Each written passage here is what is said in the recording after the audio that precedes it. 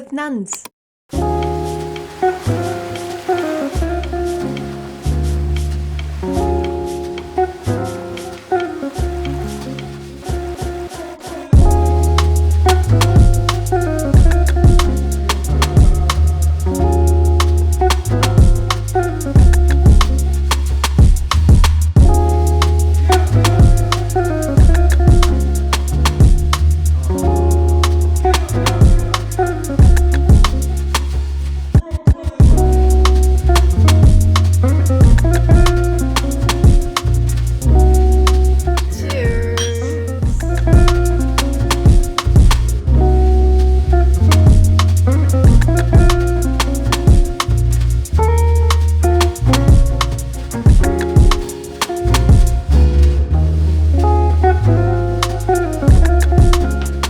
皆さんこんにちは。前々回私が、パリのエルメスでバーキンを購入したというお話をしたと思うんですけど、今日は、近々パリに行く予定があるよっていう方の中から、バーキン、ケリー、またコンスタンスなんかが欲しいなって思っている方に Tips を紹介したいと思います。Tips って英語で、秘訣、アドバイス、それからヒントっていう意味がありますね。それでは早速行ってみましょう。Tip その1、もしエルメスのアイテムを持っていたらそれを身につけていく。持っていなくてもある程度品がよく見える服装で来店する。やっぱり第一印象って大事ですよね。そこでエルメスのアイテムを持っているっていう方はそれを身につけていかれるといいと思います。例えばね、なんかブレスレット、ちょっとしたブレスレットだったりとか、スカーフ、エルメスって可愛いスカーフたくさんありますよね。なんかそれをすることでやっぱり販売員の方もね、このお客様はすっごくエルメスが好きなんだなって思ってもらえた方が好感度って上がりますよね。でもし何も持っていないよっていう方もやっぱりある程度品がよく見える服装で行かれるといいと思います。Tip その2、自分が話しやすいと思う販売員を選ぶ。やっぱりね、相手も人間なのでお買い物中に話が合うなって思えばもっといろんなものを紹介してもらうっていうこともありますよね。それとは逆になんかお買い物中に冷たい態度を取られたりとか、なんかその忙しいっていう態度を見せられたりしてちょっと嫌な気持ちになっちゃったなって思った時にはその人から無理して買うことはないと思います。他にたくさん素敵な販売員の方がいらっしゃると思うので、その方と楽しくお買い物をしてみてください。Tip その3、バッグ以外のものも買う。そのエルメスの店内って時間を間違えるとすっごい混んでるんですよ。でもそのタイミングってすごい掴むのが難しくて、なのでちょっと適度にお店に行ってみて、その販売員の方がすごい大忙しな時はもう本当に全く声をかけてもらえません。だけど一旦ちょっとお店が落ち着いたりすると販売員さんの方から近寄ってきてもらって、何か今日お探しですかって言ってもらえるので、そのタイミングですぐね、バーキンケリーありますかって聞くとやっぱりノーってきっと言われちゃう確率がすごい上がると思うんですよ。なのでそこはもうバーキンケリー欲しいんだけどではなく、ちょっと一歩引いてね、今日はちょっと小物も探してますみたいな感じで小物のお買い物をその販売員さんの方にお手伝いいただいて、でそのお買い物中にねちょっと距離が縮まってきたタイミングで実はバーキンケリーコンスタンス探してますって言ってみるか、その小物のお買い物が終わったタイミングでその販売員さんの方から他に今日は何かお探しですかって言ってもらえると思うので、そこで実はバーキンケリーコンスタンスを探してるんですけどっていう風な自然な流れで販売員さんの方にアプローチしてみるということをお勧めします。でこれも聞いたことがあるんですけど、すぐバーキンケリーありますかって感じで聞かれると、やっぱり販売員さんの方は私たちのことを転売ヤーだと思われるそうです。でエルメスの販売員さんの方って転売ヤーが嫌いなんですよ。なのでな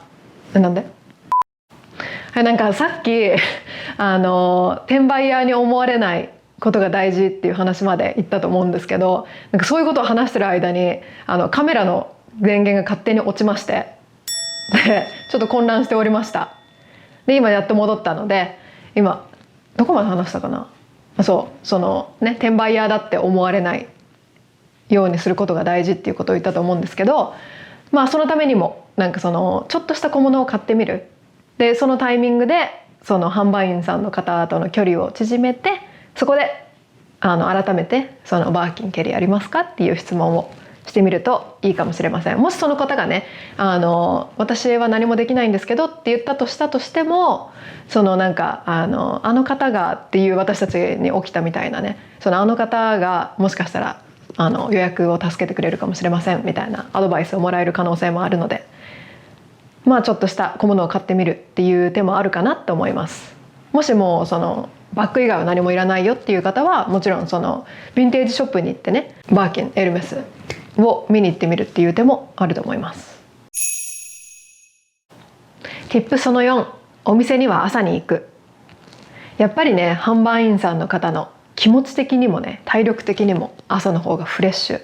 ですし、バッグの予約をお願いするにもやっぱり朝の方が成功率が高いっていうふうに聞いたことがあります。なので、せっかく行くならね、朝一で行ってみることをおすすめします。Tip その後、バッグの抽選には毎日トライする。純粋に運らしいんですけど、滞在期間中一緒に同行されている友人の方とか身内がいれば、1パスポートにつき1回抽選に参加できます。しかも毎日ね。なのでトライしない手はない。なのでうちの主人も強制的に私たちがパリに滞在期間中は毎日抽選プログラムに参加してもらいました。結果はね、見事外れだったんですけどね。たまに夫婦で行ってて一人ずつ1週間の中で予約を取ることができましたっていう人もいるので、本当ここは日頃の運に任せてって感じですね。ぜひトライしてみてください。Tip その6、ローストック期間はなるべく避ける。7月8月っていうのは、フランス人に限らずヨーロッパ全体の人々がバカンスに行きます。ってことはエルメスの職人さん、革職人さんの人たちもバカンスに行きますよね。でそれに加えてヨーロッパ中ってか、むしろもう世界中から7月8月って人がね殺到すると思うので、需要と供給のバランスが多分すごくこうなっちゃうと思うんですよね。なので自分が欲しいサイズのバッグだったりとか、レザーの色、そして金具の色っていうのにたどり着きにくいと、いつもよりねっていうのを聞きました。あとはパリコレ期間中も結構ローストックになるっていうのを販売員の方が言ってました。Tip その7、自分が欲しいバッグの色、バッグのサイズ、それからレザーの種類、そして金具の色、これを含めてしっかりと把握しておくということですね。もうこれはレザーの予約が取れたっていう体でお話しさせてください。実際にレザーの予約が取れると、販売員さんの方から「今日は何を探してるんですか?」っていうことを結構細かく聞かれます。でそこで結構難しいんですけど、絞りすぎると販売員の方がストック上から手ぶらで戻ってこられます。手ぶらで戻ってこられると、もうあなたに今日売るバッグはありませんっていう残念ながらのお知らせが来ます。だけど絞らなすぎると結構見当違いのものが出てきたりっていうこともあるらしいんですよね。なのでこれだけは譲れないみたいなものは言ってみていいと思います。例えばちょっと派手な色は避けたいですとか、そのサイズ、その大きい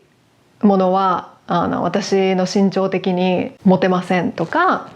あとはそうですね、金具の色は絶対ゴールドでお願いしますとか、なんかこの程度は全然言ってみてもいいと思います。もうね、だって安い買い物じゃないですからね。本当に欲しいものを買っていただくっていうのが販売員さんの方の希望だとも思うし、ぜひそうしてください。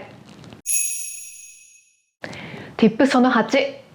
最後にはなりますが、もうね、めっちゃ断られて当然みたいなマインドで行ってみてください。もうなぜならね、販売員さんたちって世界中から来るお客様たちに毎日毎日幾度となく「バーキン、ケリー、コンスタンスありますか?」っていうふうに聞かれるたびに「ノー」って答えてると思うんですよね。でそれにそのバッグの予約が取れたからってそのイコール自分の好きなバッグが買えるっていうわけではないんですよね。その日によってはバッグが1個も入ってこないっていう日もあるらしいので、本当に運任せ、運とご縁なので、逆にその運試しみたいな感じのことを楽しんでみてください。もうそれぐらいのマインドでちょうどいいと思います。さっき最後になりますがって言ったんですけど、ちょっとここで一つ番外編。もし最終日にパリのシャルル・ド・ゴール国際空港に早めに着いて、もうチェックインとかも全部済んで時間があるよっていう方は、免税店のエルメスに立ち寄ってみることをおすすめします。っていうのも、私たちもそうだったんですけど、ちょっと時間があったのでエルメスの免税店に立ち寄ってみたら、すっごいフレンドリーな販売員さんの方に担当してもらって、で彼が言ってくれたのが、バーキン、ケリーは入ってこないんだけど、コンスタンス、エブリン、ボリード、あと何だったかな、ピコタン、そう、これはなんか時折入ってくるらしいんですよ。ちょこちょこ入って、しかも時折じゃないわ、ちょこちょこ入ってくるって言ってました。なのでパリ市内の方でね、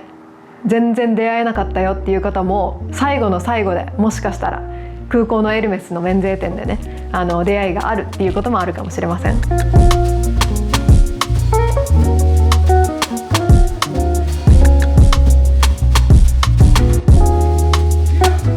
8つの Tips プラス番外編、ちょっとでも参考になれば嬉しいです。もう本当にね、パリの旅行中に運試しをするっていう程度の期待値でちょうどいいと思います。